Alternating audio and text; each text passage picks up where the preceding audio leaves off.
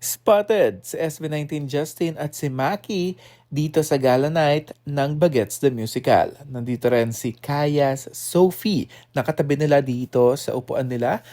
Nandito rin sila sa backstage after the show, if I'm not mistaken, or before the show, para sumuporta talaga doon sa member ng Alamat na si Thomas na parte nga dito sa Bagets the Musical. Alam nyo ba guys, share ko lang, nandyan din ako sa event na yan dahil na-invite ako ng Viva. Pero yung upuan ko kasi babang-baba, so nag-sitting pretty lang ako. And hindi ko alam na nandun pala si Justin at si Maki at si Sofia. Kumbaga nanood din pala sila. So walang nagsabi sa akin na nandyan sila all throughout the show.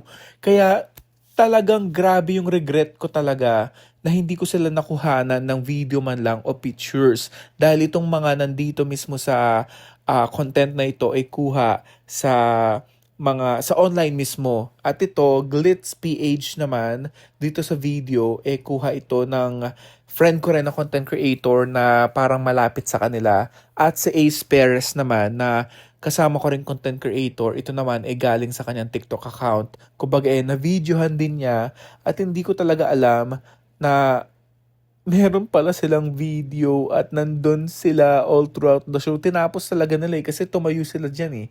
May part kasi dun sa show na tatayo tapos syempre no, after the show curtain call, tawag doon yung parang kumbaga magpapakilala sila congratulations and all dahil syempre tapos na yung show.